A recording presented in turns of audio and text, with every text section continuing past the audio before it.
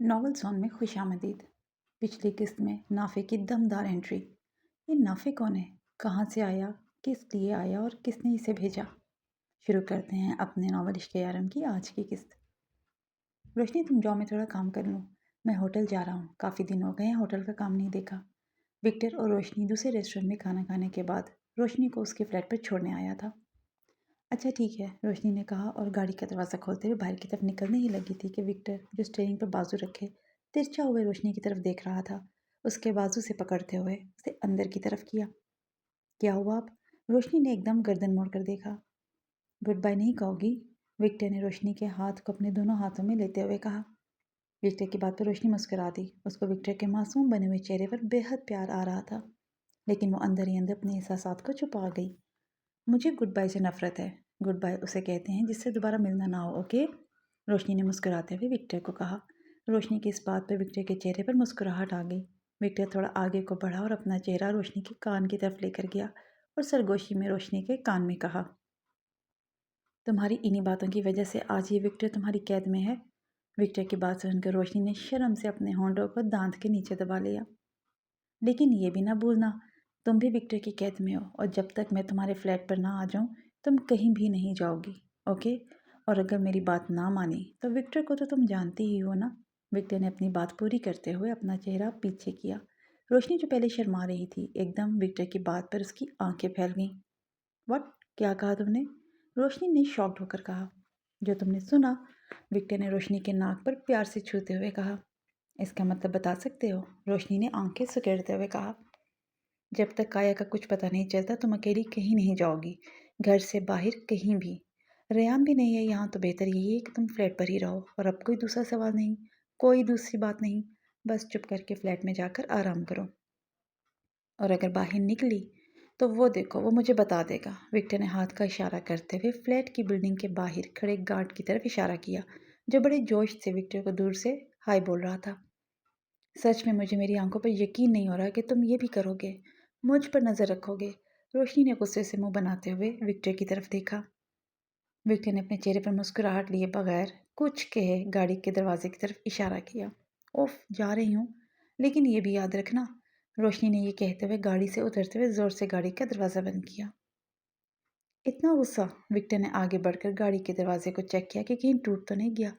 रोशनी गाड़ी से उतरकर विक्टर की तरफ देखे बगैर फ्लैट के अंदर चली गई। रोशनी के अंदर जाते ही विक्टर ने गाड़ी स्टार्ट की और उसी रेस्टोरेंट की तरफ चला गया जहां उसे नाफे मिला था। हेलो मिस्टर विक्टर, हम आपकी क्या मदद कर सकते हैं? विक्टर रेस्टोरेंट के मैनेजर के कमरे में बैठा था और उसका इंतज़ार कर रहा था, जो किसी काम से बाहर गया हुआ था। मुझे 3 घंटे पहले की आपके रेस्टोरेंट की कैमरे की वीडियो चाहिए, विक्टर ने मैनेजर से हाथ मिलाते हुए कहा। जी ठीक है, मैं अभी मंगवा लेता हूँ। सब ठीक तो है ना? मैनेजर ने फ़ोन का रिसीवर कान के साथ लगाते हुए कहा। हाँ हाँ ठीक है सब, बस आप जल्दी से मंगवा लें, मुझे जल्दी जाना है। विक्टर बेचैनी से टेबल के कोने को खुरच रहा था। कुछ ही देर में कैमरे की रिकॉर्डिंग की सीडी विक्टर के सामने थी। Okay thanks. विक्टर ने जल्दी से सीडी उठाई और बाहर की तरफ निकल गया। गाड़ी में बैठते ही उसने गाड़ी के सीडी रोम में सीडी डाली और गाड़ी में लगी एलसीडी पर वीडियो चल पड़ी। रेस्टोरेंट में कस्टमर्स का आना जाना लगा हुआ था जब एक ब्लैक कलर की गाड़ी आकर रुकी, जिसमें नाफे निकला। विक्टर ने वीडियो को रोककर नाफे की गाड़ी का नंबर नोट किया और साथ ही नाफे की तस्वीर खींचकर किसी को अपने मोबाइल से व्हाट्सएप कर दी। वीडियो में साफ दिखाई दे रहा था कि नाफे किसी को तलाश कर रहा है, रेस्टोरेंट में बैठकर। जैसे ही नाफे बल्कीन से मिला, विक्टर ने गुस्से से स्टीयरिंग पर हाथ मारा।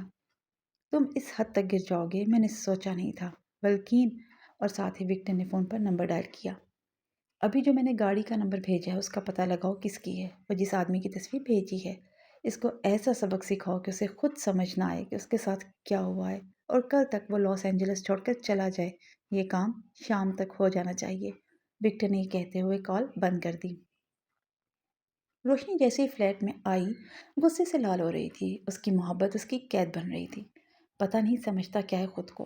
अब मैं ऐसे तो फ्लैट में बंद होकर नहीं रह सकती, मेरी अपनी भी लाइफ है। रोशनी टहलती हुई सोच रही थी, लेकिन वो इस बात से अनजान थी कि विक्टर उसे आने वाले खतरे से बचा रहा है। वो मोहब्बत जिसे अभी उसे एक कैद की तरह लग रही है, उसकी हिफाजत का खोल है। रोशनी ये सब सोचते हुए अलमारी से कपड़े निकालते हुए शॉवर लेने चली गई। रोशनी जब शॉवर लेकर आई तो उसने बेड से फ़ोन उठाया जो मुसलसल कॉल से बज रहा था। रोशनी ने मोबाइल उठाकर देखा तो उस पर रेयान की कॉल आ रही थी। तो जनाब को टाइम मिल गया बताने का, ये भी कॉल नहीं करनी थी, क्यों जहमत की तुमने यहाँ? रोशनी ने फ़ोन उठाते ही रेयान पर बरस पड़ी। रेयान दूसरी तरफ अपनी हंसी कंट्रोल करे मुस्कुरा रहा था।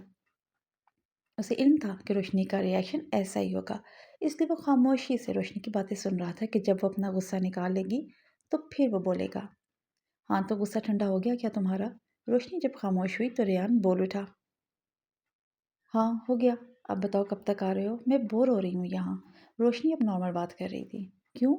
तुम क्यों बोर हो रही हो, वो भी विक्टर के होते हुए? रेयान ने हैरत से कहा। क्यों? विक्टर कोई जोकर है जो मुझे बोर नहीं होने देगा। उसने तो मुझे कैद करके रखा हुआ है। कहता है जब तक काया का कुछ पता नहीं चलता मैं अकेली कहीं नहीं जाऊंगी। अब बताओ भला, मैं कोई बच्ची थोड़ी हूँ कि यूँ चुप करके बैठ जाऊँ?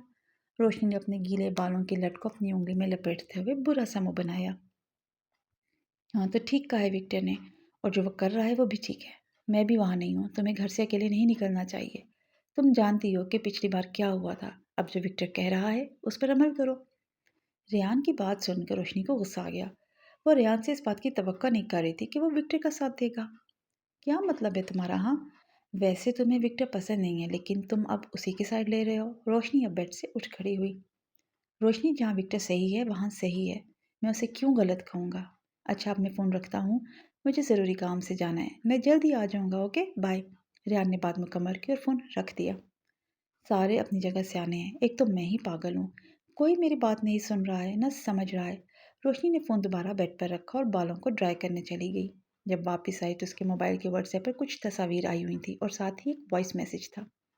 रोशनी ने तस्वीर ओपन की तो वह नाफे की थी, जिसके चेहरे पर जख्म के निशान थे और वह अस्पताल में था। ये कौन है? रोशनी ने पहचान करने की कोशिश की, लेकिन उसे याद नहीं आया। नंबर भी कोई नया था। रोशनी ने जब वॉइस मैसेज ओपन किया सुनने के लिए तो वह नाफे का था। हाय, मुझे यकीन है कि आपने मुझे पहचाना नहीं होगा, लेकिन मैं आपको बस इतना बता दूं कि आप पर ड्रिंक गिराने की सज़ा मुझे मिल गई है। बाय। अरे, ये तो नाफे है जो दोपहर को मिला था रेस्टोरेंट में। रोशनी ने घड़ी की तरफ देखा तो शाम के 7 बज रहे थे। इसको ऐसा क्या हुआ है? रोशनी ने सोचते हुए दोबारा तस्वीर को जूम करके देखा, और साथ ही रोशनी के दिमाग में विक्टर का वो चेहरा आ गया जो वो नाफे की हरकत पर खामोश था। वो खामोश क्यों था? वो इस शर्ट में समझ नहीं सकी कि वो क्यों खामोश था। वो तो मेरी वजह से खामोश था, मैं जो उसके साथ थी इसलिए। और वो मुझे ये शो करवा रहा था कि उसने मेरे लिए ये सब छोड़ दिया है। कितना झूठा है, कितने झूठ बोलेगा ये।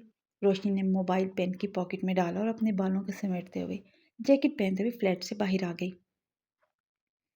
मुझे घर में बंद करके रखे और खुद किसी को भी मार दे, किसी के साथ भी रात गुजार ले, वो किसी को नहीं पता। कम से कम मुझे बताता तो सही। रोशनी गाड़ी ड्राइव करते हुए गुस्से से बोलती जा रही थी।